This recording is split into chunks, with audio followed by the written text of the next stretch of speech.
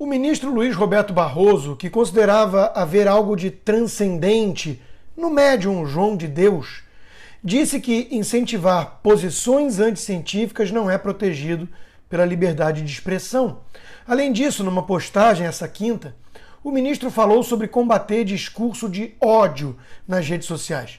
No TSE, disse ele, lembrei que as redes sociais precisam assumir a responsabilidade contra a difusão do ódio, da mentira deliberada e de ataques destrutivos às instituições. Não pode haver neutralidade nem proveito financeiro sobre o que destrói a democracia. Quem decide o que é mentira? O ministro se considera juiz final para determinar o que é mentira, ódio ou, pior, ciência? Qual artigo da Constituição Federal lhe concede tal poder por obséquio? Não teremos respostas, afinal, não há mais sequer a tentativa de manter qualquer verniz de Estado de Direito em tanto arbítrio e perseguição. Funciona assim: a patota define o que é ou quem pode falar em nome da ciência e parte para a censura descarada. O Dr. Francisco Cardoso questionou se vão começar a queimar livros agora também e acrescentou: em qual artigo da Constituição Federal está escrito que posições anticientíficas não encontram respaldo na liberdade de expressão, ministro Barroso? Religião e cultura estão agora proibidos? E quem define o que é posição científica? É o Talibã científico em ação? Leandro Ruschel também perguntou se é o fim dos cultos religiosos. Ao afirmar que posições anticientíficas não são protegidas por liberdade de expressão, estaria o ministro Barroso abolindo também a liberdade de culto? Perguntou. É no mínimo assustador quando um sujeito arrogante, que se enxerga como ungido, iluminado, que precisa empurrar a história, resolve definir o que é ou não a ciência. Lacombe, em sua coluna de hoje na Gazeta, alertou que ninguém vai escapar, que a liberdade se perde num piscar de olhos e que esse tipo de arbítrio vai engolir a todos. É proibido pensar, opinar, se expressar, perguntar. É proibido ouvir especialistas, juristas, constitucionalistas, procuradores, advogados, médicos, cientistas, que não sejam os alçados à condição de donos da verdade. Os obcecados pela militância política tomaram tudo, conclui. Mas sabemos que, por enquanto, a perseguição mira só na direita. E por isso tem o silêncio cúmplice ou o aplauso escancarado da esquerda. Enquanto médicos sérios são tratados como charlatães criminosos, especialistas sem CRM em uso e que não atenderam uma única vida, um único paciente na pandemia, são tratados como a voz da ciência. É o caso da cantora Leoa, que virou comentarista, especialista da Globo e da CNN. E não foi para falar de jazz não, hein? Está tudo invertido em nosso país. Mas o que a turminha da esquerda não percebe é que está alimentando um monstro muito guloso, que não vai parar satisfeito quando devorar a direita toda. Vai devorar tudo e todos. É o que o jurista Fabrício Rebelo aponta. Só se espanta com um avanço do autoritarismo quem de algum modo acredita que os autoritários são capazes de rever suas posturas espontaneamente. Não são. Este é um movimento organicamente irrefreável. Sem obstáculos externos, só fica pior e costuma ser muito rápido, conclui. Todo projeto totalitário, e estamos diante de um, só foi barrado por obstáculos externos e luta. E a escalada está assustadora. Já vivemos num estado policialesco, como mais essa busca comprova. Polícia Federal faz buscas contra Sérgio Reis e deputado Otoni de Paula por incitação a atos violentos contra a democracia.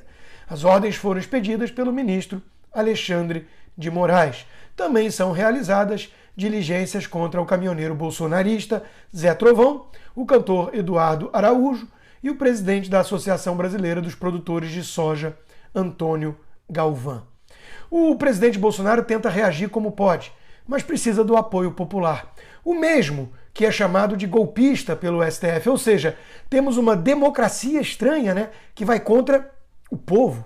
Bolsonaro entrou com uma ação para impedir o Supremo de abrir investigação sem passar pelo Ministério Público Federal. A Advocacia Geral da União contesta artigo do regimento interno do tribunal que permitiu a instauração do inquérito das fake news, em que o presidente passou a ser investigado. O irônico é que só cabe recorrer ao próprio algoz, que certamente vai apenas ignorar, né? A quem recorrer numa ditadura de toga, né, Rui Barbosa? Por isso, o jornalista Guzzo tem subido o tom. Em sua coluna de hoje, na Gazeta, ele afirma que os ministros supremos estão em luta aberta pelo poder no Brasil. E diz: a única coisa que realmente conta é a opinião do STF. No caso, os ministros supremos acham que manifestação do pensamento não é livre. Gente de direita, por exemplo, não pode dizer o que pensa. Gente de esquerda pode. É onde estamos, conclui. Por enquanto. E ainda tem a CPI circense como instrumento de mais arbítrio e abuso de poder. A quebra de sigilos foi aprovada nessa quinta de vários sites sem qualquer indício de crime, muito menos ligado à pandemia, enquanto a CPI blindou Carlos Gabas do Consórcio Nordeste e impediu qualquer investigação sobre o Covidão. Comentaristas conservadores estão sendo perseguidos do nada. Alexandre Garcia comentou na Gazeta: a comissão também quebrou o sigilo de 7 canais de notícias, alegando que eles publicam notícias falsas. Interessante que hoje no Brasil há um negócio bem totalitário. O que é notícia falsa? É aquela com a qual eu não concordo. É mais ou menos isso. Por isso mesmo, gente, que é tão importante a manifestação do dia 7 de setembro. Será um aviso de que o povo brasileiro não vai aceitar se subjugar tão facilmente, docilmente, que está atento aos descalabros do sistema.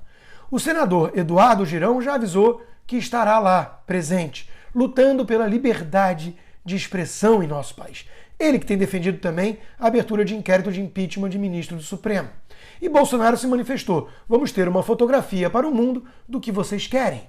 Eu só posso fazer alguma coisa se vocês assim o desejarem. O clima está tenso e não é para menos. Os ministros supremos ultrapassaram todos os limites e esses jornalistas com cara de paisagem são cúmplices desses abusos. Tem até mesmo pseudo-liberal aplaudindo por puro ódio ao bolsonarismo. Janaína Pascoal detonou essa turminha. É tão gritante que o TSE está fazendo é censura, que os jornais falam com tranquilidade que os veículos cerceados são bolsonaristas. Como assim? Ser bolsonarista é motivo para desmonetizar? E os muitos veículos que não se assumem esquerdistas, que apoiam. Para impossibilitar o funcionamento de canais, sites, blogs, seria preciso individualizar condutas. Uma medida geral contra bolsonaristas é anticonstitucional e antidemocrática. E eu ainda leio deputados aplaudindo e se dizem liberais. Falso ser liberal com quem concorda. Pois é, né? Todos serão forçados a repetir as verdades impostas, desabafou a deputada estadual. Está tão evidente o que se passa no Brasil que é preciso enfiar a cabeça na areia como um avestruz para fingir que não está vendo o avanço de uma ditadura. A democracia está em perigo, sim, mas não por causa de bolsonaristas. A liberdade já morreu no Brasil. E quem matou foi quem deveria ser o guardião da Constituição, do império das leis, do Estado democrático de direito.